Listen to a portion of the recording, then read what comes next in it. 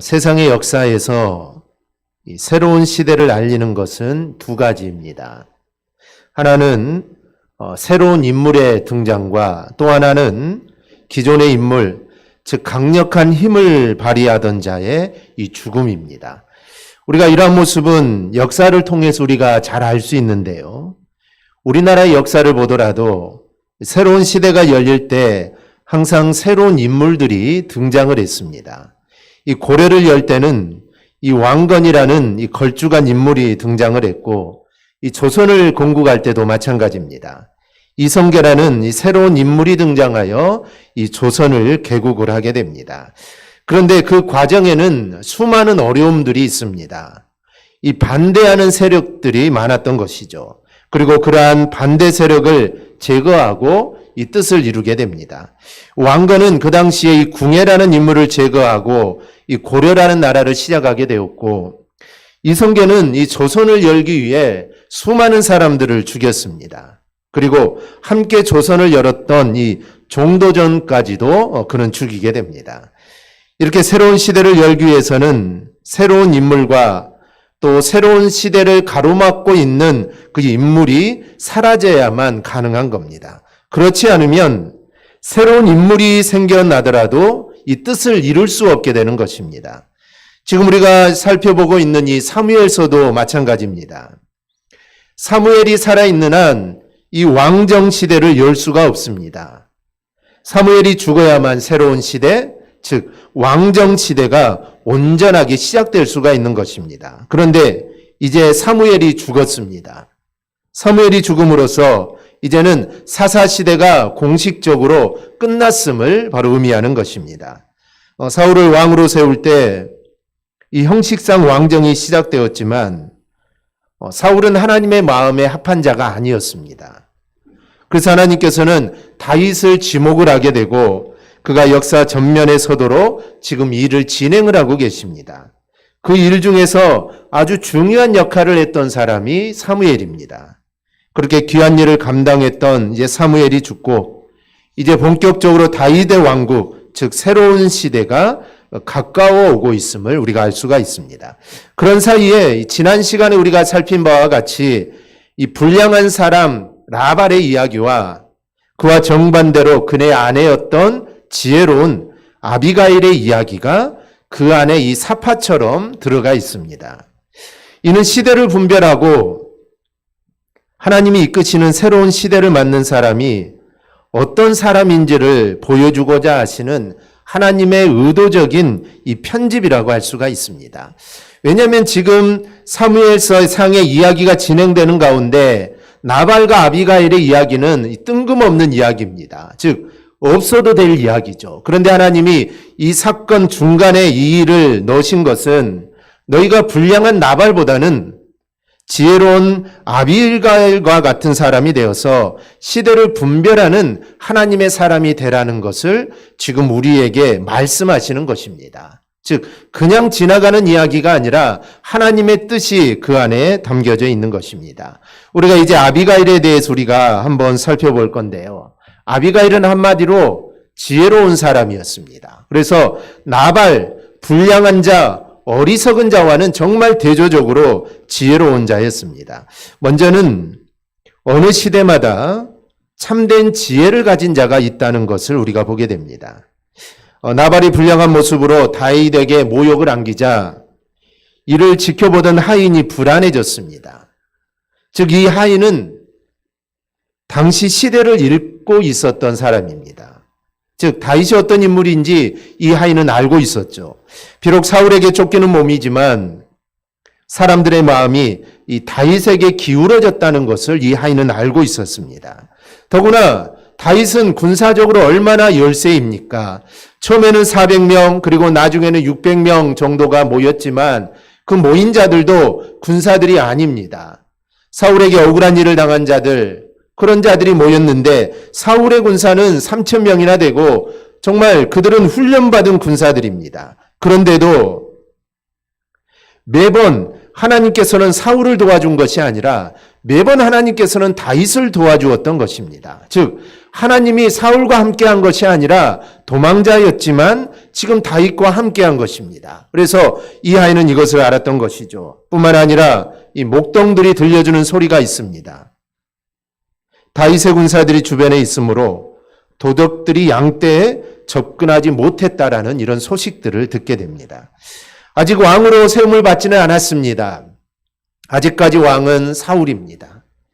이렇게 다윗은 아직은 왕은 아니지만 자신 백성들을 보호하는 이 보호자로서의 역할을 하고 있었던 것이죠. 그렇기 때문에 다윗을 함부로 대해서는 안 된다라는 이런 판단이 이 하인은 섰던 것입니다. 주인은 그렇지 못했는데 이 하인은 그런 생각을 하고 있었던 것이죠. 즉 시대가 어떻게 흘러가고 있는지 이 하인은 잘 알고 있었던 것입니다. 나발은 어떻게 합니까? 종들도 꿰뚫고 있었던 그런 것들을 나발은 보지 못하고 다윗을 모욕을 하고 있었던 것이죠. 주인이니 이 종들이 어떻게 말할 수도 없습니다. 그리고 불량자에서 어느 누구의 말도 듣지를 않습니다. 하지만 이런 모습 속에 하인들은 이런 생각을 했겠죠. 그래 나중에 다윗에게 호되게 당할 때가 되면 깨닫겠지. 아마 하인들은 이런 생각들을 했을 겁니다. 그런데 많은 하인들이 이런 생각을 했는데 이 한 명의 하인은 달랐습니다. 어떻게 해서든지 이런 환경을 바꾸고자 했던 것이죠. 그런데 자신은 종이기 때문에 어떻게 할 수가 없자 나발의 아내인 아비가일에게 지금 일어난 일들을 세세하게 보고를 합니다. 이 나발을 막지 않으면 큰일이 난다고 보고를 합니다. 비록 여성이긴 하지만 나발의 아내는 지혜로운 여인이었기에 이 종인 자신과는 달리 어떤 할 일이 있을 거라고 생각한 겁니다. 이 성경을 보면은 이름이 한자도 나오지 않지만 이렇게 지혜로운 또는 깨어있는 사람들을 우리가 종종 보게 됩니다. 역사는 이런 자들을 통하여 움직이는 겁니다. 비록 본문에는 이 하인의 이름이 나오지 않습니다. 이 하인은 정말 중요한 일을 한 사람입니다. 만약에 이 하인이 아비가일에게 이 사건을 말해주지 않았다면 아비가일은 죽는 것도 마찬가지고 아마 나발의 모든 가족들, 어찌 보면 그 하인들까지도 다 죽게 되었을 겁니다. 그래서 정말 중요한 일을 했던 사람인데 성경은 이 사람의 이름을 말하지 않습니다. 결국 이 하인의 행동은 나발 가문의 전멸을 막게 됩니다. 더 나아가 아비가일을 중요한 사람으로 드러나게 해주는 역할을 하게 됩니다. 이렇게 하나님께서는 정말 역사 가운데 중요한 시점마다 비록 드러나지는 않지만 지혜로운 자들을 세우셔서 하나님의 역사를 이루어 가시는 겁니다.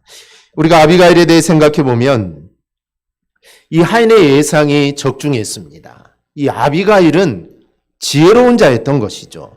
불량한 나발과 달리 아비가일은 하인으로부터 이야기를 전해 듣자마자 그는 바로 행동을 취합니다. 바로 떡 200덩이를 준비하게 하고 포도주 2부대를 준비합니다. 그리고 자신이 친히 인도하여 음식들을 손수 이끌고 다윗에게 갑니다. 그리고 23절을 보면 급히 나귀에게 내려 다윗 앞에 엎드려 그의 얼굴을 땅에 댑니다.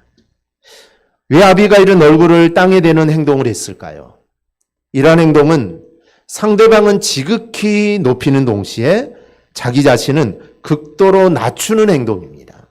그리고 이후에 고백한 내용들을 보면 아비가일은 다윗을 내 주라고 말을 합니다. 그리고 무려 27번이나 내 주라고 이야기를 합니다. 그뿐이 아닙니다. 자신을 가리켜 여종이다라고 말을 합니다. 그리고 이것도 6번이나 자신을 여종이다라고 이렇게 낮추고 있습니다. 이와 같은 사실은 한마디로 아비가일이 다윗을 이스라엘의 참 왕으로 인정하고 있다는 행동입니다. 지금 사울이 왕이지만 진정한 이스라엘의 왕은 다윗이라는 것을 그는 인정하고 있는 것이죠. 아비가일은 다윗과 사울의 일들을 보면서 하나님의 왕권이 다윗에게 있다는 것을 알았습니다. 그래서 그녀는 얼굴을 땅에 댄 것입니다. 그리고 자신의 남편 나발은 불량한 자다라고 이야기하면서 그의 어리석은 행동을 마음에 두지 말라라고 말을 합니다. 아비가일의 이런 지혜로운 행동은 다윗은 칼을 차고 달려가던 군사들을 물리게 됩니다. 나발 가문을 직접 보복하는 일을 멈추게 된 것이죠. 아비가일의 지혜가 피해 보복을 막은 겁니다. 나발의 입장에서는 자신의 멸망을 막아준 것입니다. 비록 나발은 나중에 죽게 되죠. 이 소식을 듣고 다윗이 자신을 죽이러 온다는 소식을 듣고 그가 마음이 녹아내려서 열흘 만에 죽고 말지만 나발의 다른 가솔들까지 전멸하는 일을 막게 된 것입니다. 이는 또한 하나님께서 아비가일을 예비하신 일입니다. 나발 가문이 전멸당할 위기에서 이 아비가일을 예비함으로써 이제 새로운 국면을 맞이하게 됩니다. 하나님의 역사는 힘 있는 자 또는 권세가 있는 사람을 통해서만 이루어지는 것이 아닙니다. 하나님의 역사는 하나님의 역사 모퉁이마다 하나님이 예비해 놓으신 정말 지혜로운 자들을 통하여 하나님은 역사를 운행해 나가는 것입니다. 즉 하나님이 주신 지혜가 없다면 그 시대를 분별할 수 없게 되고 새로운 일들을 이루어 나갈 수 없습니다. 루터가 종교개혁을 시작했지만 그가 그러한 일들을 시작할 수 있었던 이유도 하나님이 주신 지혜가 있었기 때문입니다. 즉 시대를 분별할 수 있었기 때문이죠. 그 당시 루터 말고도 수많은 사제들이 있었습니다. 그런데 그 루터 외에는 어느 누구도 그 시대를 제대로 보지 못했다는 것이죠. 하나님이 주신 지혜가 없었기 때문입니다. 그런데 루터는 하나님이 주신 지혜가 있었고 그 지혜를 통해 그 시대를 올바로 볼 수 있었고 우리가 이대로서는 안 되겠다라는 것을 그는 깨닫고 새로운 일들을 행할 수 있었던 것입니다. 즉 루터는 하나님이 역사 가운데 예비해 놓으신 지혜로운 사람이었다는 것이죠. 그래서 그 사람을 통해 하나님의 일들이 이루어져 가는 것입니다. 우리는 이름 없는 하인과 아비가일을 통해서 내가 하나님께서 예비하신 지혜로운 자들인지 우리는 생각해 봐야 합니다. 내가 구워지는 역사를 바로잡는 자로 쓰임받고 있는지 나는 돌아봐야 합니다. 내가 어떻게 역사를 바로잡을 수 있겠습니까? 나 혼자 이런 일들을 이룰 수는 없습니다.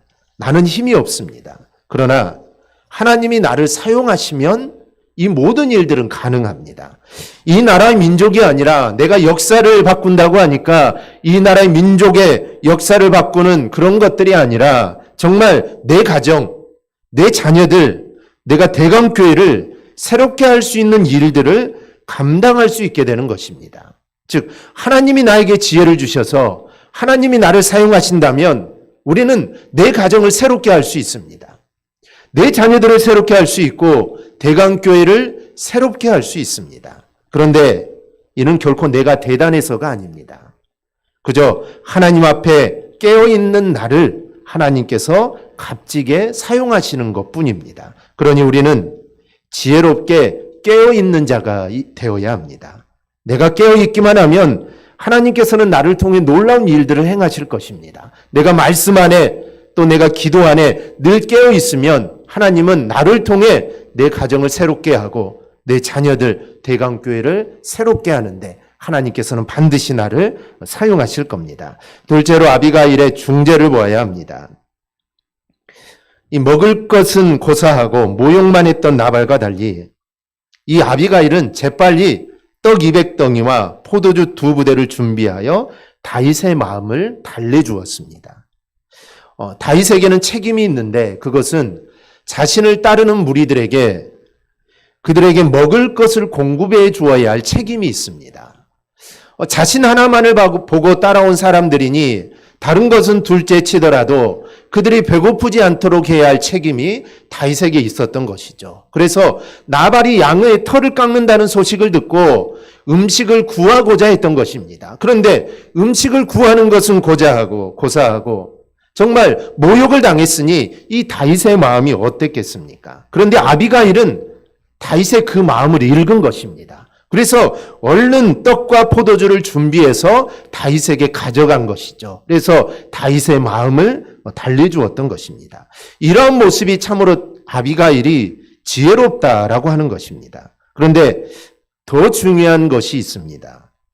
이 아비가일의 지혜로움은 다윗의 손에서 피를 흘리지 않게 되었다는 점입니다. 이게 중요합니다. 아비가일은 이렇게 다윗에게 말합니다. 26절입니다. 내 주여 여호와께서 살아계심을 두고 맹세하노니 내 주도 살아계시거니와 내 주의 손으로 피를 흘려 친히 보복하시는 일을 여호와께서 막으셨으니 내 주의 원수들과 내 주를 헤아려 하는 자들은 나발과 같이 되기를 원하나이다. 아비가일은 이렇게 말합니다. 다윗이 친히 자신의 손으로 피를 흘려 보복하는 일을 여호와께서 막으셨다. 정말 그렇습니다. 다윗은 사실 자신을 따르는 자들에게 먹을 것을 공급해 주는 책임이 있습니다. 그런데 나발이 이를 거부하고 자신을 모욕했기에 나발의 가문을 전멸하려고 했던 것입니다. 그렇게 되면 다윗이 자신의 손에 피를 묻히면서 보복을 하게 되는 것이죠. 아비가일이 이야기하는 대로 하나님께서 다윗의 집을 세울 것이고 하나님께 친히 싸우실 것이고 다윗의 생명을 하나님께서 보호하실 것입니다. 그 이유는 하나님께서 다윗을 왕으로 세우실 것이기 때문입니다. 하나님은 반드시 다윗을 사울의 뒤를 이어 이스라엘 왕으로 세울 것입니다.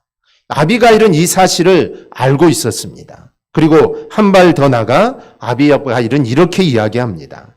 하나님께서 당신을 왕으로 세우실 때 다윗이 무죄한 자의 피를 흘리게 하였다든지 아니면 친히 보복함을 인하여 괴로워한 일이 일어날 것을 생각해야 한다라는 것이죠.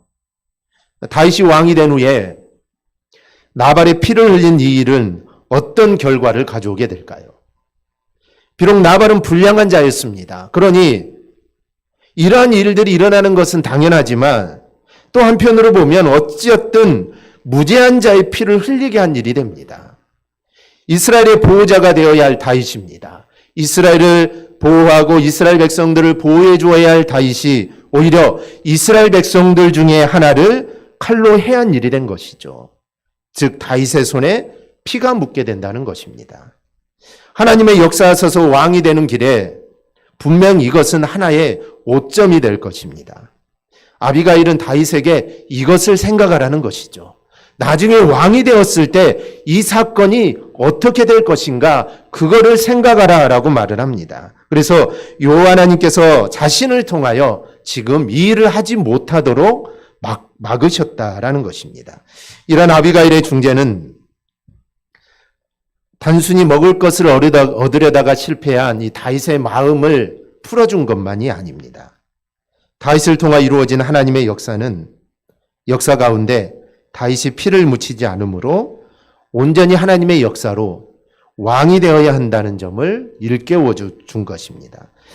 사실 다윗도 흥분했습니다. 사람이 흥분하면 앞뒤를 따지지 않습니다. 앞뒤를 가리지 않죠. 다른 생각이 들지 않습니다. 지금 다윗의 상태가 그렇습니다. 먹을 것을 좀 달라고 했는데 그냥 안 주면 그만인데 다윗 자신을 못 오겠으니 지금 다윗은 앞뒤를 따지지 않습니다. 내가 나발을 죽여야겠다.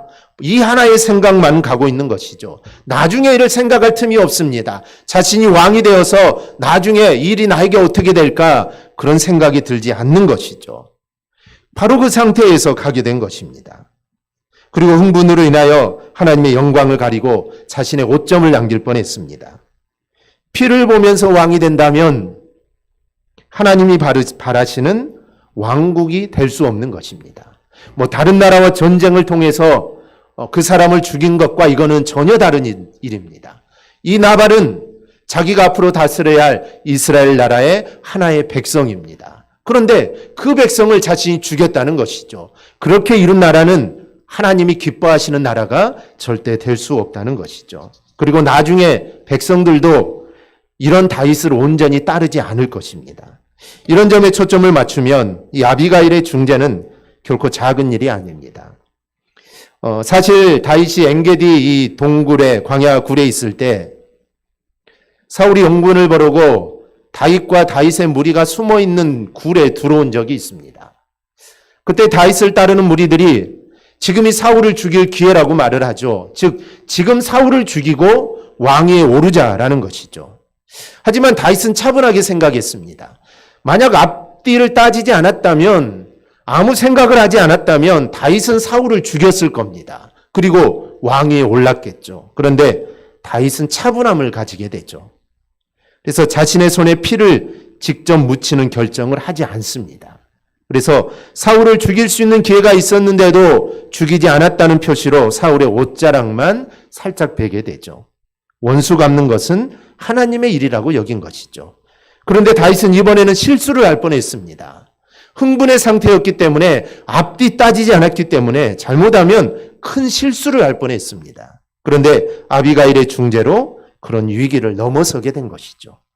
그래서 이런 역사적 과정을 이해하고는 다윗이 아비가일에게 뭐라고 합니까? 32절입니다. 다윗이 아비가일에게 이르되 오늘 너를 보내어 나를 영접하게 하신 이스라엘의 하나님 여호와를 찬송할지로다. 지금 이 일은 하나님이 너를 나에게 보냈다는 것이죠. 이 모든 일들은 하나님의 섭리하심이니까 하나님을 찬양하자라는 것입니다. 그리고 이어서 33절에서 이렇게 말합니다. 또 내 지혜를 칭찬할지며 또 내게 복이 있을지로다. 오늘 내가 피를 흘릴 것과 친히 복수하는 것을 내가 막았느니라.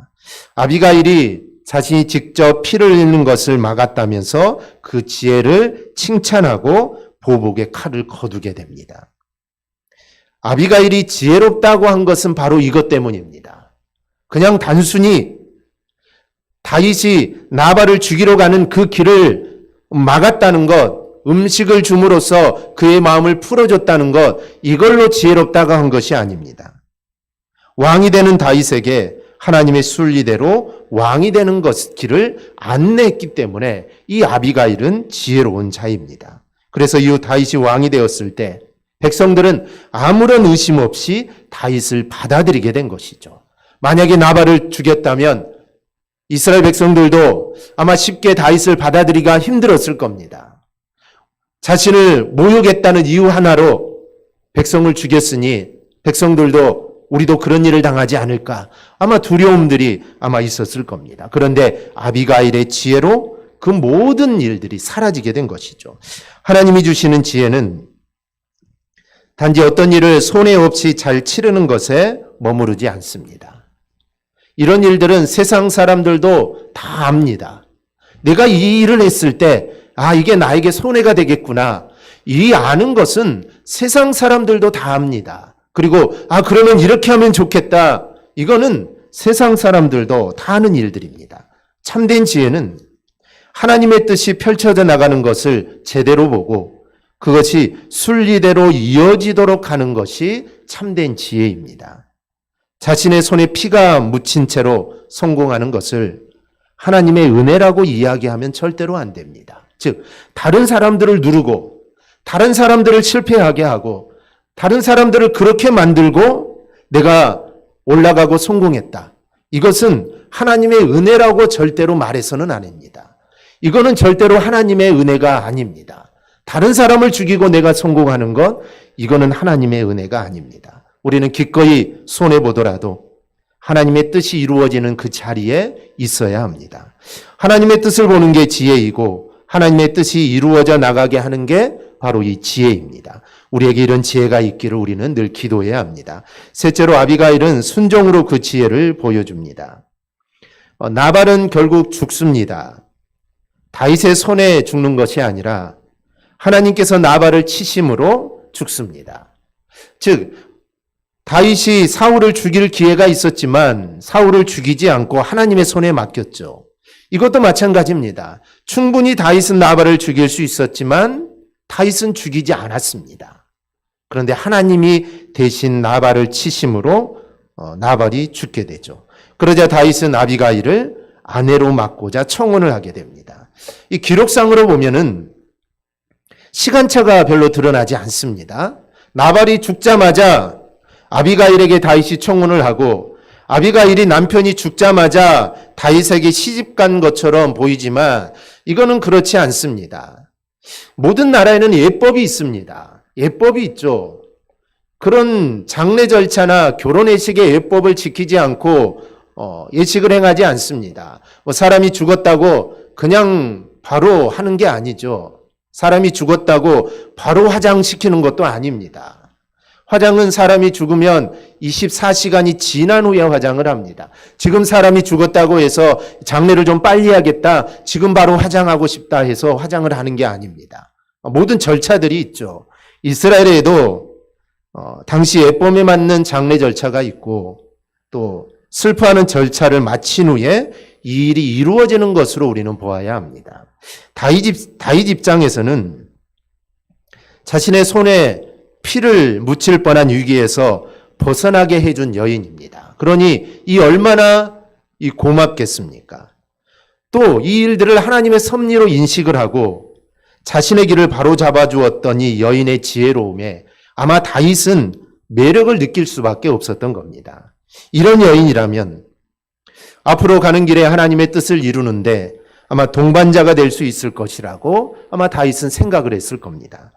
중요한 것은 아비가일이 어떤 생각을 하느냐입니다. 아비가일이 어떤 생각을 하느냐. 이 결혼이라는 것도 한쪽이 일방적으로 좋아해서 결혼할 수 있는 것은 아니죠. 양쪽이 서로 조화를 해야 합니다. 어떤 사람이 한쪽이 더 많이 좋아할 수는 있지만 그래도 둘이 서로 좋아해야 결혼을 하는 것이죠. 다윗이 아비가일을 아내로 맡고 싶어하고 이런 지혜로움이라면 내가 왕이 되었을 때 나를 잘 인도해 줄 거라고 생각을 했는데 아비가일이 아니다라고 생각을 하면 이거는 이루어질 수 없는 것이죠. 그런데 41절 이하를 보면 아비가일은 전령들 앞에 몸을 굽혀 얼굴을 땅에 댑니다. 즉 다윗이 전령들을 보내 이 아비가일을 아내로 맡고 싶다라고 이야기를 하자 전령들 앞에 몸을 굽혀 얼굴을 땅에 댑니다. 앞에서 다윗 앞에 엎드렸던 것과 동일합니다. 즉 다윗의 전령들을 지금 다윗으로 여기고 그렇게 한 겁니다. 그리고 자신은 자신의 주인 다윗이 보낸 전령들의 발을 씻길 요종이라고 표현을 합니다. 하나님의 손길이 다윗에게 있고 다윗의 가는 길에 자신이 서게 된다면 요종으로서 따르겠다는 이 순종의 표시입니다. 단순히 권력자를 맞아 그의 아내가 되겠다는 것이 아니라 이런 과정이 모두 하나님의 손길임을 받아들이고 내가 순종하겠다라는 그런 표현입니다. 아비가일로서는 자신의 남편이었던 나발의 가문을 떠나 다윗의 아내가 된다는 것은 쉬운 일이 아닙니다. 지금 다윗은 왕이 아닙니다. 쫓기는 입장이죠. 나발은 부자입니다. 그런데 쉽게 나발의 가문을 버리고 지금 언제 죽을지도 모르고 언제 왕이 될지도 모르는 다윗의 아내로 간다는 것은 쉬운 일이 아닙니다. 그런데 아비가일은 그 안에서 하나님의 손길을 보게 된 것이죠. 하나님의 인도하심을 보게 된 것입니다. 그래서 그 안에서 순종할 수 있었던 것이죠. 그리고 그 순종은 다윗의 부인이 되어서 무언가를 누리고자 한 것이 아닙니다. 다윗을 들어 쓰시는 하나님의 일에 동참하는 일에 자신은 다윗이나 다윗의 사람들의 발을 씻기는 일이라도 나는 기쁘게 감당하겠다는 것입니다. 즉 하나님의 일을 이루는 일에 나는 정말 천한 일, 나는 정말 낮은 일이라도 나는 그 일을 하겠다는 것입니다. 발을 씻는 일은 하인이 하는 일인데 하나님의 역사에 쓰임 받는다면 신분이라 하는 일이 중요하지 않다는 고백입니다. 아비가일이 지혜롭다고 하는 데는 바로 이런 부분이 있기 때문입니다. 지혜는 내 자존심과 내 명예를 내세우는 게 아닙니다. 지혜는 하나님의 역사하심에 순종하는 것이 바로 지혜입니다. 하나님의 일에 쓰임을 받는다면 오직 하나님의 일이 드러나는 일이기 때문에 내가 종이 하는 일을 하더라도 나는 아멘 할 수 있어야 한다는 것이죠. 이렇게 아비가일은 하나님의 뜻을 이루는 일에 지혜가 있었습니다. 오늘 우리에게도 이런 지혜가 있기를 바랍니다. 하나님의 뜻이 무엇인지 깨닫는 지혜가 있어야 합니다.